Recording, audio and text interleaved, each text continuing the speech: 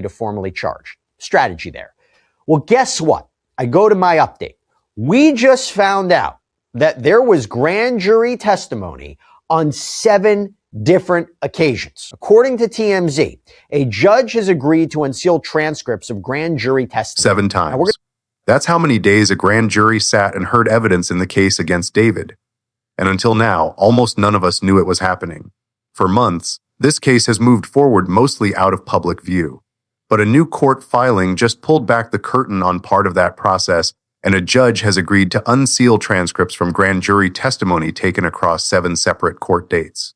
That's the update. And once you line those dates up against everything else we know about this case, the picture starts to get a lot more interesting. Let's back up first, because context matters here. David is charged with first-degree murder, continuous sexual abuse of a child under 14, and unlawful mutilation of human remains, all connected to the death of 14-year-old Celeste Rivas Hernandez. I want to get into it. Let me explain. Let me put it into context.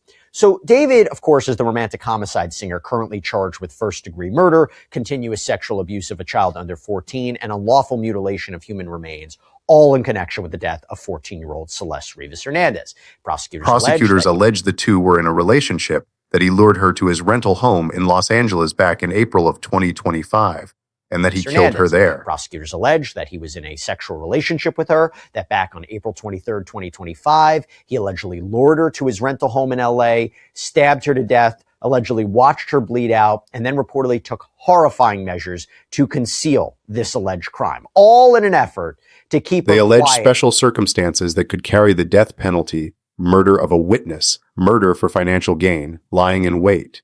And investigators say he purchased items including an inflatable pool, chainsaws, a body bag, and heavy-duty laundry bags in the aftermath. Financial gain, lying in wait. Prosecutors allege that he used a deadly and dangerous weapon, a sharp instrument. And prosecutors allege that he purchased all these things, a blue inflatable pool, chainsaws, a body bag, heavy-duty laundry bags, and that he dismembered her. Celeste's body was reportedly found in September, dismembered inside a Tesla registered to David, sitting in an LA tow yard. That's the case. Composition at his place. And we know that September 8th, 2025, that was the day after what would have been Celeste's 15th birthday, where her dismembered, decomposed body is found reportedly in the front trunk of a Tesla, allegedly registered to David at an LA tow yard. And at the tow yard, detectives apparently open the Tesla's front storage compartment, find this black cadaver bag. It's covered in insects. And inside the bag, this is where they discover a severely decomposed head and torso. And then this plastic garbage bag, apparently beneath the black cadaver bag, is what contained the dismembered arms and legs. Horrifying. I'll also add that authorities say that Celeste's ring and pinky fingers on her left hand had reportedly been amputated, and neither was found in the Tesla. I say all this now to get to the development, the update. We know there is a preliminary hearing set for July 21st. Now here's the update. We know there's a preliminary hearing scheduled for July 21st. That hearing is the moment prosecutors have to show a judge there's probable cause, a relatively low bar for this case to move to trial. For July 21st in this case. This is the opportunity for the prosecution to present what they hope is enough evidence for this case to move forward toward trial. It's a low standard. It's a probable cause standard. Kind of see the same thing playing out in the Tyler Robinson, Charlie Kirk case. It's public. The defense gets to cross-examine witnesses. Everyone can see what evidence is on the table. But prosecutors didn't have to go this route. Deal is that the prosecutors in LA didn't have to do this. They could have gone the route of a grand jury instead of a preliminary hearing. In other words, they could have had a grand jury indict or formally charge David of the crimes that he's now facing. And remember, a grand jury proceeding is a secret proceeding, usually no input from the defense. Preliminary hearing is different, right? It's public. The defense can present witnesses. They can cross-examine the prosecution's witnesses. They can make arguments. The defense is getting an opportunity to see. They could have taken this case to a grand jury and sought an indictment instead, a process that happens in secret with no defense presence at all. They didn't do that. Instead, what they apparently did was use the grand jury differently as an investigative tool. Multiple sessions, 7 known dates so far, spread out from November of 2025 through February of 2026, not to indict, but to lock in testimony, subpoena documents, and build the case piece by piece before ever setting foot in a public courtroom. Doesn't mean that there wasn't a grand jury. No, there were grand juries. In fact, there were reportedly multiple grand juries hearing evidence in this case. And perhaps they were investigative grand juries, right? Not in panel per se to get an indictment, but to present evidence, to subpoena witnesses, to get documents, to lock in testimony from witnesses and help the prosecutors lay out their case. Not necessarily to indict, not necessarily. So why does this matter? Because those grand jury transcripts are now set to be unsealed and handed to the defense. And according to criminal defense attorney John Day, that cuts both ways. Prosecutors get sworn statements locked in early before witnesses have a chance to change their story. But the defense gets something valuable too, a preview. If any witness who testified under oath in that grand jury room says something even slightly different at the preliminary hearing or at trial, the defense now has a prior statement they can use to challenge them. Day put it simply, it's 2 bites of the apple for the defense. They get to watch the prosecution build its case, see its strategy and its theories laid out early, and use all of it later if witnesses stray from what they originally said. For the defense, it's certainly helpful because if the witnesses deviate even slightly from what they've said, the defense is going to pounce on it. So while there is a benefit to the prosecution, the defense is going to get all the witness transcripts. The defense is going to get to pore over them. And by the way, the defense is also getting to see the prosecution's strategy. Now let's talk about what those specific dates might tell us. The November sessions line up with a moment we already knew was significant.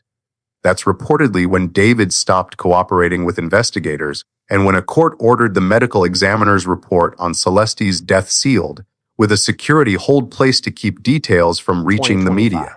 Is when the court orders that the LAPD medical examiner's report and information on Celeste's death be sealed, that a security hold is placed to prevent any information from reaching the media. Day's read on that, prosecutors likely wanted to lock down any fact that only the person responsible for her death would know, so that information couldn't leak out and later be used by a defense team to explain away. What does that tell us? They don't want anyone to know the facts that only the killer would have known. So they've got to lock that down. They want to make sure that there's nothing publicly released that a potential defense attorney would say, okay, this is something that only the killer knows, but we've got to make sure. The December dates line up with when Celeste's autopsy was reportedly completed, even though it wasn't made public until much later.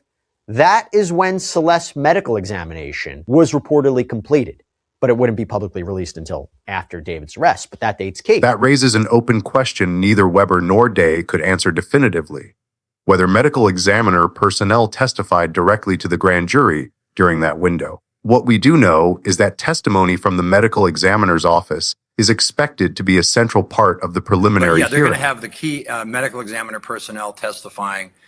And again, that's one thing to anticipate at the preliminary hearing is what that medical examiner testimony is going to look like, because that's going to be key to the future of this case. February appears to be the busiest and most telling stretch. That's when Neil Langston, described as a friend of David's, was arrested in Montana for reportedly failing to appear as a witness, then brought to a Los Angeles courtroom to testify before the grand jury. But for only 30 to 40 February minutes. 4th, 2026. That's one of the key dates, right? TMZ reports that Langston appears in a Los Angeles courtroom, reportedly to testify before a grand jury, but only for 30 to 40 minutes. Raised a lot of questions that if that's true, what did he testify to? Was he granted immunity? Did he? Day laid out 3 possibilities for why that testimony was so short. Langston may have invoked his Fifth Amendment right against self-incrimination. He may have given limited foundational testimony, or there may have been some kind of immunity arrangement in place. Things could have happened. 1, he takes the Fifth, all right? He invokes his Fifth Amendment right not to incriminate himself. 2, he lays some kind of foundational testimony, but for whatever reason, they don't go beyond 30 or 40 minutes. And then 3, the third possibility, I think, is that there's some kind of immunity deal that gets launched. To be clear, investigators have not indicated anyone besides David is responsible for Celeste's death. February is also when David's father, mother, and brother challenged subpoenas requiring them to testify in Los Angeles, a challenge a Texas court denied. At that hearing, an assistant district attorney for Waller County told the court plainly that a car registered to David's family's address in Texas had a dismembered body in it, and that alone was reason enough for questioning. Petition. And notably, at a court hearing, Bennett Dodson, assistant DA for Waller County, told the court, "Don't think it's a secret to anyone at this point that Mr. David Burke is a musician who is quite famous, and this matter concerns a car that was registered to him at these witnesses' address here in Houston that had a dismembered, decomposing..." One important legal point Day was clear about None of this can be used to challenge or throw out the case on the grounds of grand jury misconduct, because there was never a grand jury indictment Try to get begin with. this whole case thrown out?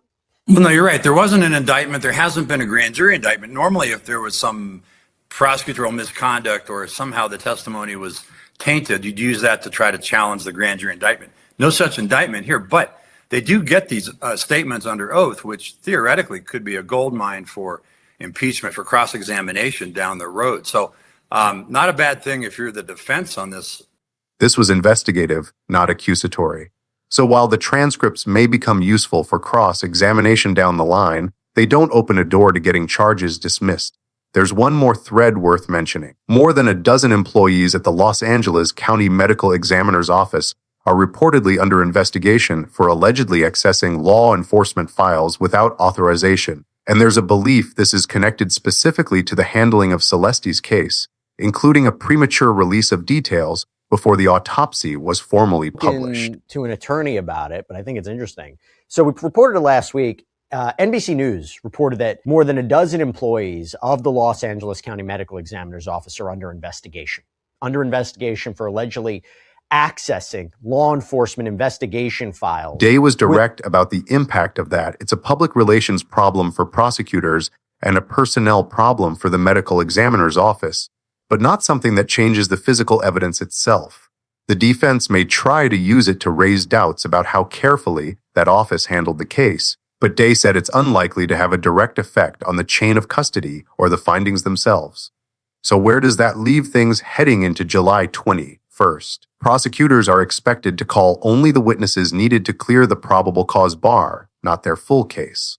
That means plenty of grand jury witnesses may never take the stand at this stage. What we now know for the first time is roughly how the last several months were spent, not in public, but in a series of quiet, deliberate sessions built to make sure that whatever happens on July 21st, prosecutors walk in with their case already locked into place.